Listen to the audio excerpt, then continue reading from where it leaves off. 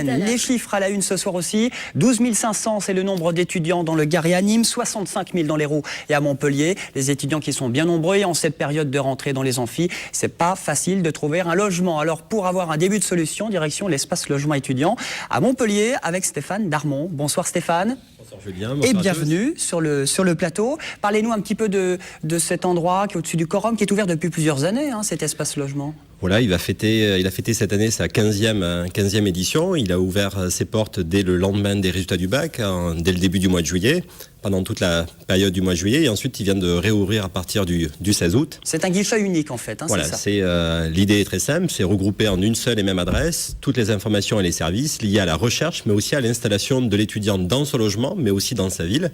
Rappelons ainsi qu'en fait, sur les 60 000 étudiants que vous indiquez, plus de 15 000 sont des étudiants internationaux qui, au-delà de venir poursuivre des études à Montpellier, sont aussi confrontés à la découverte d'un nouveau pays, d'une nouvelle ville. Très bien. Alors quand on dit logement, C1, c'est studio, c'est colocation évidemment qui est un phénomène aussi pour les étudiants. Alors tout à fait, ça devient d'ailleurs une équation de plus en plus complexe parce que si traditionnellement il y avait une demande de logement, on va dire la demande de type studio, aujourd'hui tout cela a totalement éclaté. On a des demandes de studio, de T1, de T2, de T3, de T4. C'est bien sûr la colocation qui nous amène vers des grands appartements, mais c'est aussi une zone géographique qui s'étend comme la ville de Montpellier, avec des recherches à l'extérieur même de Montpellier, sur, on va dire, Montpellier agglomération jusqu'au littoral. Les touristes commencent à partir malgré le fait, et heureusement que le soleil est encore parmi nous, et on voit aussi déjà des étudiants qui, pour certains, font le choix, à partir de Richter, de souhaiter se domicilier sur Palavas ou Carnon. Alors comment ça se passe concrètement? Je suis étudiant, je suis intéressé, je vais sur place, déjà l'entrée est gratuite. On nous met en relation avec les agences? Voilà, donc directement sur place, une équipe est là pour vous accompagner, pour déceler l'ensemble de vos besoins et attentes. Alors, c'est pas uniquement la recherche de logement, parce que la recherche de logement, c'est également la question du financement. Par rapport à cela, nous les aidons également à saisir leur dossier d'aide au logement à la CAF, directement sur des bornes interactives. Ensuite, directement au service offre de logement, on essaie de diagnostiquer avec eux le type de besoin par rapport à leur budget. Dans le cas où il y aura besoin de budget complémentaire, c'est les aides également sur des jobs étudiants. Rappelons aussi qu'un étudiant sur deux, malheureusement, est amené à travailler pour financer ses études. Donc, c'est apporter toutes les solutions en matière de job étudiant.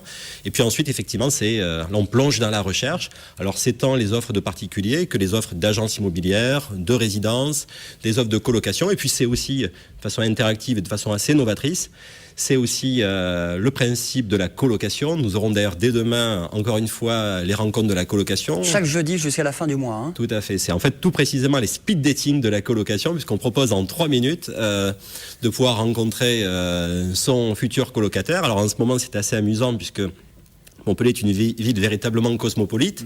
Alors en ce moment, on a une arrivée comme ça, c'est d'étudiants et d'étudiantes d'Amérique latine. Donc c'est l'Argentine, ambiance un peu auberge Brésil, espagnole. Voilà. Totalement revisité sur place. Beaucoup d'Espagnols, d'Allemands. Donc c'est aussi tous ces mélanges auxquels se retrouvent également les étudiants français. Bon, 2000 offres en tout, à consulter gratuitement sur place. À consulter sur place, tout à fait, à travers les bornes interactives, les téléphones qui sont en appel gratuit, avec toute une équipe qui les accompagne. D'accord. Le côté paperasse, on l'a dit, avec la CAF et tout pour faire ces démarches. Les abonnements téléphoniques, la possibilité d'avoir toutes les informations sur sa sécurité sociale et sa mutuelle. Et la vie étudiante aussi. Et la vie étudiante, tout à fait, avec l'espace Montpellier Jeunesse qui est présent sur place. Et puis, Julien, vous l'indiquez à l'instant, une trentaine d'associations qui régulièrement, tout au long de l'opération et tout au long de ces prochains jours, viennent également. Comptons que là, dès demain également, des rencontres sur la santé avec la mutuelle des étudiants, une prochaine également avec le centre de transfusion sanguine sur le don du sang. Donc c'est aussi des sensibilisations à des questions de citoyenneté également, de job, de mobilité géographique. Donc tout un certain nombre de thèmes qui sont finalement l'ensemble des facettes de la vie étudiante. Bon, il y a encore pas mal d'offres quand même pour les retardataires parce que maintenant, la rentrée a commencé. Alors c'est vrai que la rentrée a déjà démarré. Il y a peu de logements, il reste encore des studios, des T1, des T2, essentiellement sur le centre-ville. Quasiment plus de grands apparts, ce qui pose un problème en effet pour les étudiants qui recherchent en colocation. Et ensuite quelques appartements excentrés. Voilà, j'ai vu que c'était 450 € le prix moyen d'un studio à Montpellier. C'est 400 € le prix moyen à Nîmes. Pour votre info, l'espace logement étudiant à Montpellier du lundi au vendredi jusqu'à la fin du mois, horaire de 10 à 12h30, de 14h à 18h. À Nîmes, il y a l'espace L'Horloge. Et puis on le rappelle, il y a l'Indic aussi, un petit guide pratique. Version Nîmes, version Montpellier, en 2 mots. Exactement, 2 éditions, une à Montpellier, une à Nîmes. Les 2 2 éditions sont également gratuites. On peut les retirer dans les 2 opérations que vous venez de citer. On peut les retirer aussi à l'office de tourisme ou directement dans son service de scolarité, université ou école.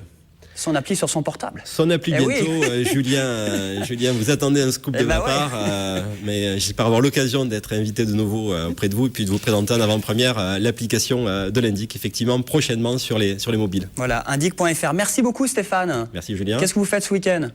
Ce week-end, je ne sais pas, peut-être la feria du riz, mais j'attends peut-être Jean Cannes. Pour les vendanges, lui sera au Montpérou en fin d'émission, mais la feria, on va en parler justement. C'est du côté de Arles, c'est l'événement ce week-end évidemment. Vendredi, samedi, dimanche, entre les corridas, les novillades, les bandits, la musique et les bodegas. Et quand on dit bodega, on dit TV Sud, on aime bien nous faire la fête. Il y a une bodega qu'il ne faut pas louper, la bodega des Andalouses, organisée avec le Club Teurin. Vous n'êtes pas l'un des organisateurs, mais l'un des artistes. Bonsoir Nicolas. Nicolas Bergougnou, vous êtes artiste, vous êtes dessinateur. Alors, je le disais, elle est très sympa cette bodega. On est près du Rhône, dans le centre d'Arles. Comme chaque année, la bodega des Andalouses investit les lieux de l'église des Frères Prêcheurs. Voilà, c'est dans une église. Oui, c'est dans une église qui peut recevoir jusqu'à 1000 personnes. Et bon, le lieu est assez magique, quoi. C'est impressionnant. Et donc moi j'ai le grand honneur de pouvoir exposer là-bas, quoi. Christophe Chay connaît bien les lieux à Arles. C'est l'incontournable, c'est la bodega à ne pas manquer pendant les férias d'Arles, que ce soit à Pâques ou au Riz. Bon, vous êtes dessinateur, vous êtes Nîmois, vous êtes architecte, mais depuis 3 ans, vous avez cette vraie passion. J'ai commencé des expositions depuis 3 ans. Et, alors, ce sont des dessins en rapport avec la tauromachie, évidemment. Tout à fait, oui. Je prends des photos lors de corridas ou de manifestations taurines. Et quand j'ai une émotion particulière sur une photo, j'essaie de l'exprimer par le dessin.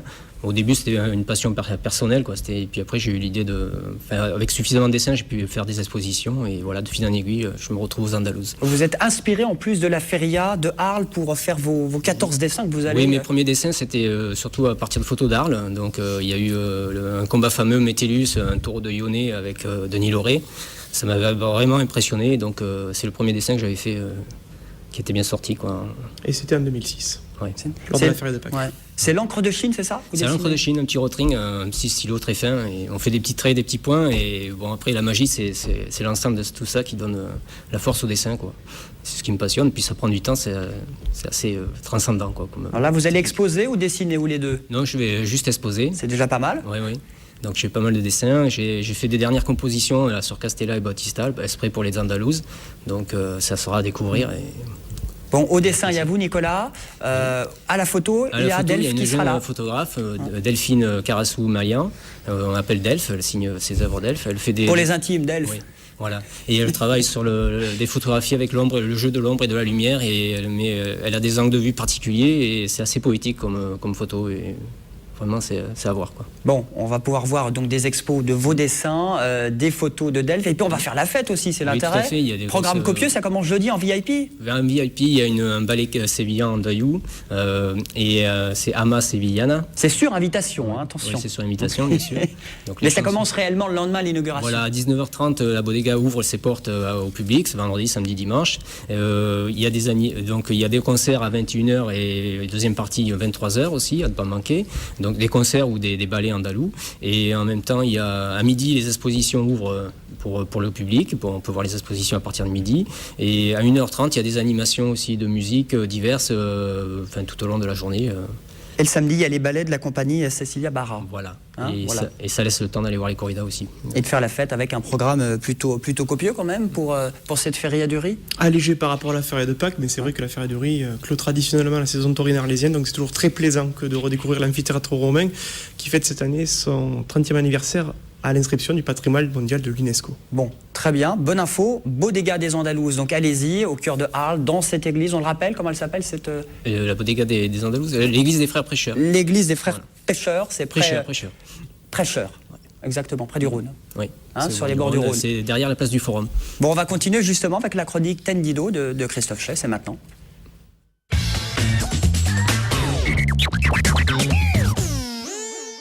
Alors justement, gros plan sur une corrida qui s'appelle la corrida goyesque.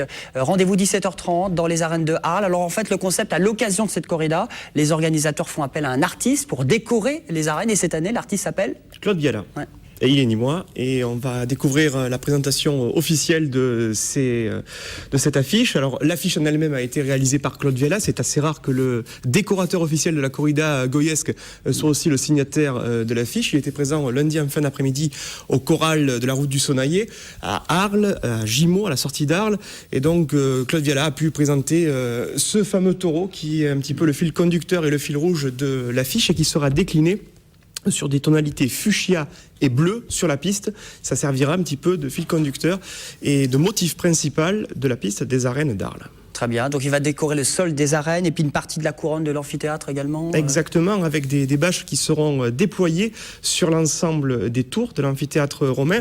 On a l'occasion ici de voir en image ce qui s'est fait, on va dire, au cours des dernières années lors des éditions de la Feria du Riz. Alors ici, c'était en 2005, c'était lorsque Christian Lacroix avait été amené à réaliser le décorum de l'amphithéâtre romain. Chez lui, dans sa ville, hein.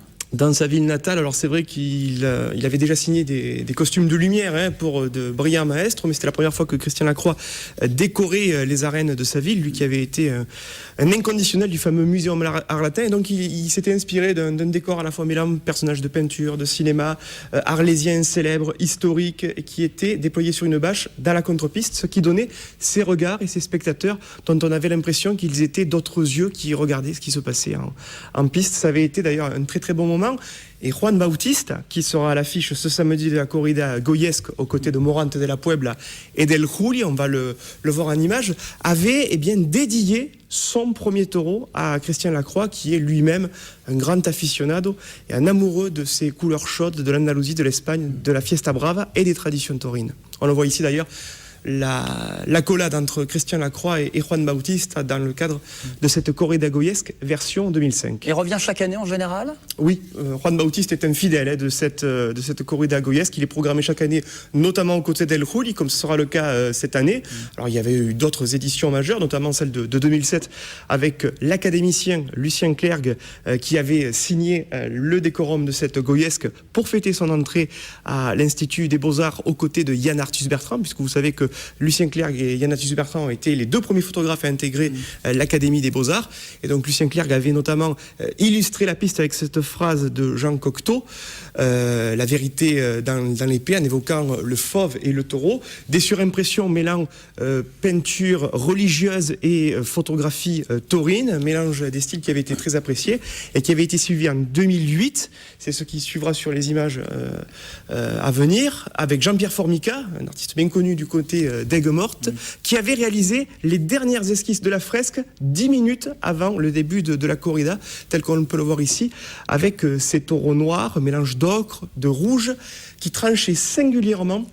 Alors que l'on voit ici Jean-Pierre Formica avec l'œuvre de Ena Swency en 2010, artiste new-yorkaise, qui avait, tenez-vous bien Julien, peint entièrement la piste des arènes d'Arles de bleu, avec des taureaux noirs. Alors c'est plutôt rare que de voir une piste bleue, mais l'Ambassade Arles, c'est... En combien de temps Alors là, il y a un très très gros travail. À peu près, il y a une trentaine d'heures de travail, notamment grâce à l'aide de Guylaine Rageboom, une Nîmoise qui travaille chaque année pour cette Feria du Riz et qui met en plan et qui met comme ça en esquisse et qui permet de développer le travail réalisé sur planche par les différents artistes, et ensuite avec une équipe très très bien organisée, notamment lorsqu'il pleut. On a vu que des bâches avaient été enlevées avant la course de Christian Lacroix. Il y a ce résultat final avec les costumes d'époque de la Bille de Goya, du satin, de la soie, des jais, et un petit peu cette ambiance de la corrida de la fin du 19e qui rejaillit dans l'amphithéâtre romain. Voilà, Christian Lacroix en 2005 et puis Claude Viala donc pour cette année, qui est un peu l'invité d'honneur, l'artiste mis à l'honneur pour cette corrida goyesque.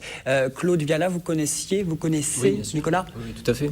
Oui, ça fait partie des artistes incontournables de milieu taurin, quoi. Donc, vous allez assister un petit peu aux corridas ou vous resterez à la bodega ? Cette année, j'ai pris un abonnement, donc ça sera très bien. Bon, très bien. Programme bien copieux. Ça coûte combien est l'entrée de cette corrida en général ? Ça se passe comment ? Il y a une tarification très très vaste. Des premiers tarifs qui sont aux alentours de 20 € jusqu'à, on va dire, les barrières, les premiers rangs qui sont les mieux placés, donc les plus chers quand même aussi. Bon, tout un programme, Stéphane Darmon, à la Feria du Riz de Arles. Ça donne envie, effectivement, de s'y rendre donc dès demain. Voilà. Jeudi soir, et puis première corrida, première noviade du vendredi 9 jusqu'au dimanche 11 septembre. matin, midi et soir. Et puis très assure également Place de la République, le festival Camargue Gourmande et le festival du cheval sur la place de la Major qui est juste à côté des arènes. Il y en a pour tous les goûts à la Feria du Riz. Parce qu'il y a énormément d'événements à une semaine de la Feria des Vendanges à Nîmes. Hein. On va pas dormir pendant 2 semaines entre Arles et Nîmes. Merci beaucoup Feria du Riz. Donc rendez-vous ce week-end. Merci Nicolas d'être venu. Rendez-vous donc avec TV Sud qui est partenaire de votre bodega, la bodega des Andalouses avec le club taurin de Arles. Merci Stéphane Darmon aussi, l'espace logement étudiant qui est ouvert pour tous les étudiants qui peuvent aller à Arles ce week-end, découvrir la région. Mais si vous n'avez pas d'appart, vous allez à l'espace logement étudiant. On est au Corum, c'est au Belvédère. L'entrée gratuite, c'est jusqu'au 30 septembre. Il y a plusieurs offres de logement, du terrain, de la colocation, on l'a dit. Merci Stéphane. On parlera des étudiants chaque mercredi sur TV Sud. Et puis on se retrouve dans un instant. Une courte pause. Et juste après, nous aurons l'invité du jour. Nous aurons Jean Kahn. Tout un programme. À tout de suite.